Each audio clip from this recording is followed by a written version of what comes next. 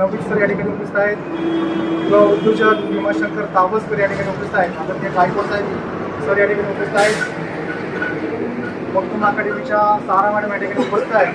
मी सर्वांचं,